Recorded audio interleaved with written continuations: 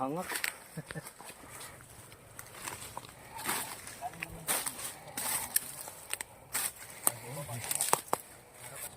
Atos na yan? Oh.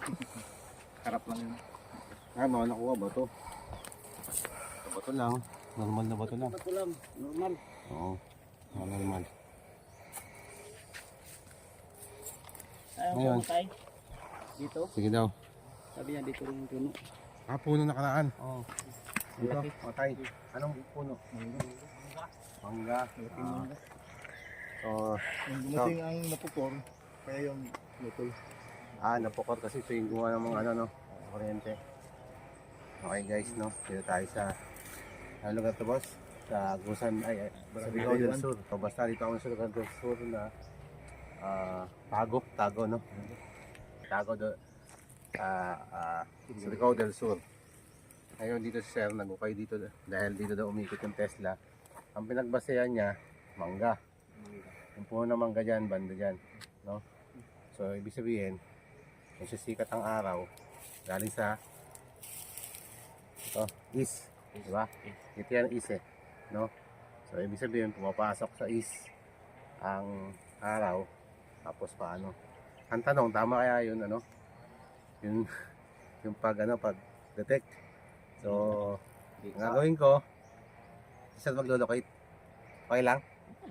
Siya maglo-locate kasi siya man una naka-detect dito. Tingnan natin kung iikot ba talaga na may detection dito sa may butas na ginawa nila dito, no? Sige. I-try ko daw, sir. I-try mo daw, sir. Oo. Dati, Oo. yung first time namin dito pag dito yung ikot, hindi pa ako marunong masyado yun. Pinag-aaralan niya pa. Pinag-aralan pa. Tapos, medyo atat-atat yung mga kasamahan. Tester kami, tester. Tester. O yung bakal ba? Bakal, oo. O pagdating dyan, may natamaan, hukay agad. Yung pala, dito yung tinamaan talaga ng Tesla. Aura lang yun dito. Aura lang. Sa akin lang yun. Sa kanya lang yan. Sige, ang gagawin niya. Siya yung nakabili sa akin ng Tesla V4. Kaya siya ang mag-try. Kung talagang sunod ba, tama ba yung kanyang detection niya siya.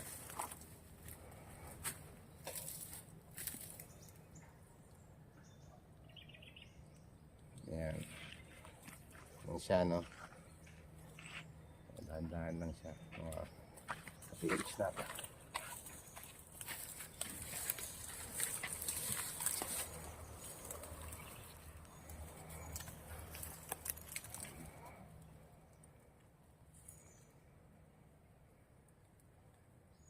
Pwede, diretsuhin ko na. Sige, diretso na. So, ibig sabihin, hindi tinamaan yung butas na dati. Nakakabit. Kaya natin.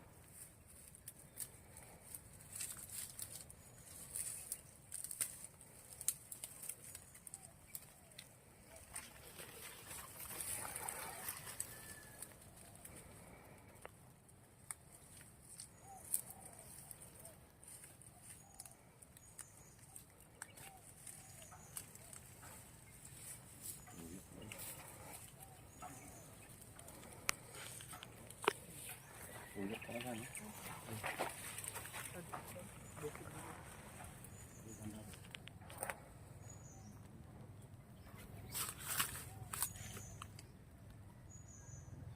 Ulit talaga, no?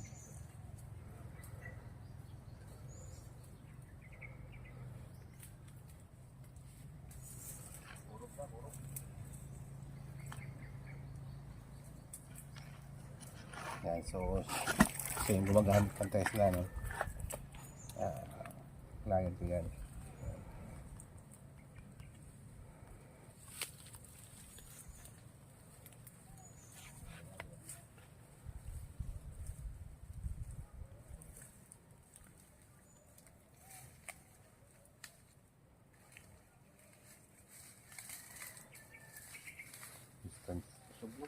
Distance lang pala yung mangga, no?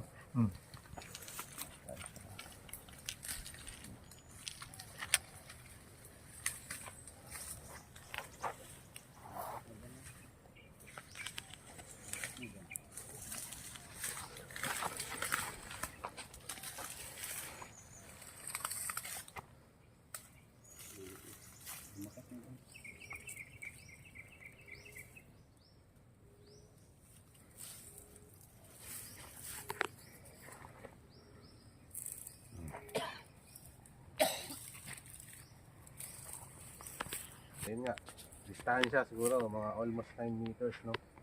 O sabihin natin mga 10 meters na galing sa ano, puno. Tama ba? Mga ganyan ang distansya, no? 9 meters, hakbang ka dyan.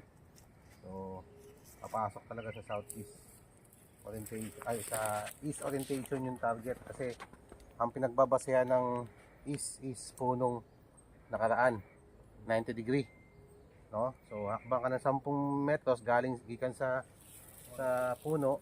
So matatarget niya yung tong saktong butas dito sa east. Kasi kung papasok sa northeast nga, medyo alanganin na. No, kung dito yung puno talaga, northeast kasi northeast is 45 degree. Pero ang pattern niya talaga is nakakonect sa sa east orientation. So i-try natin kung talagang tama 'yon. Ako basta akin yan, tama yan. Kung saan umikot, yan. Ako daw. North, no? North. Magnetic north. Try ko So, try ko lang. So, ibig sabihin may hatak talaga siya. No? Nakikita mo yan, malaman mo yan, may hatak na eh. Yan. So, ibig sabihin, kahit naka 90 degree yung kamay ko, 90 degree yung ko, hindi tuwid, kailangan naka 90 degree siya. Yan o. Hahatak na yung agad. So, ibig sabihin, humahatak na siya. Yan o. Point niya na. Pag point niya, tumuturo na siya doon. So, dapat iikot na yan dito sa butas, di ba? Kung meron siyang turo. Kaso doon tumuturo. Tingnan natin kung tama ako Yan o. Dito pa lang kasi meron na siyang aura na nakukuha. Yan o.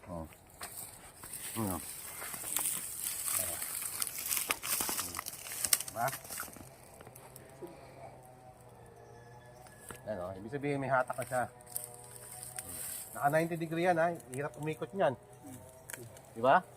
Ano? Yan. So, yun dito yung pinakamalakas. Sa banda. Ano?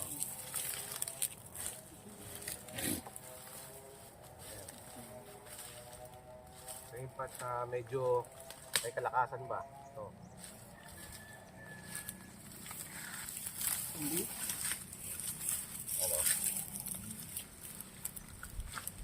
Pagdating dito, medyo humihina na siya ng kaunti, bahagya ba? Humihina siya ng bahagya. Yan.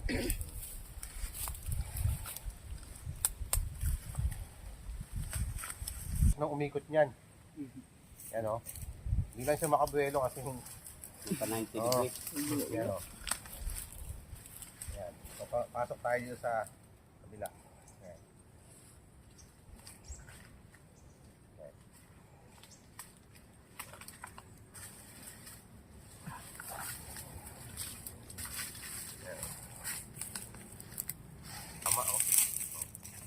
Kahit ano nang yan, Ayan, kahit sa baba ko yung ayan,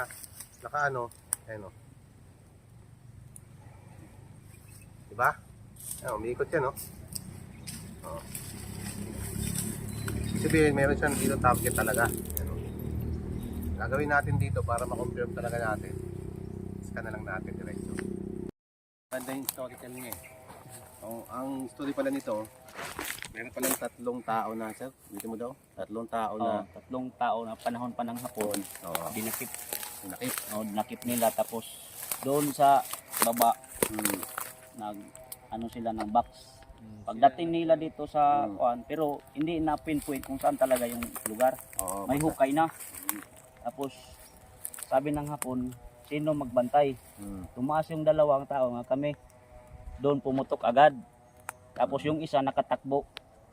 So yung nabuhay, yun ang nag-istorya sa kanya. Yun ang buhay. Pero yung 2 talagang parang Patay na. Kagan ayad to nung katong kuan panahon ni Berto Morales. Pagsulti sa imo. Morales pag di ko 19 Saging daw. Saging bagay. 79. Hello. 79. 1979. Tagal na. Talagang Di yung nakuha sa Magroyong 1979 yun. Siya rin yung nakapulot din siya ng sa Magruyong, yung kay Morales. Kupa. yung kupa. Ganun ba? Lagyan ng kandila, kandol. Kandila.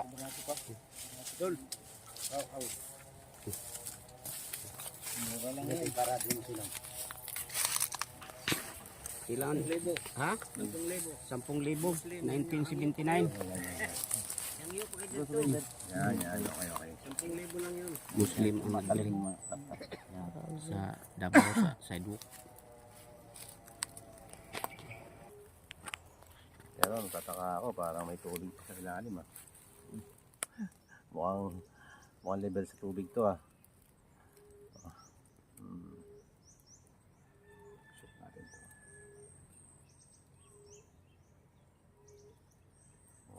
Ito sa taas wala. Mama.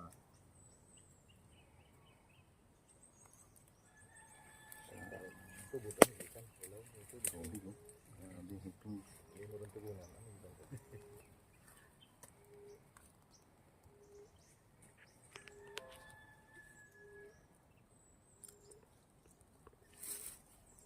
Tapos sabi ako, ano ini may leak na lupa.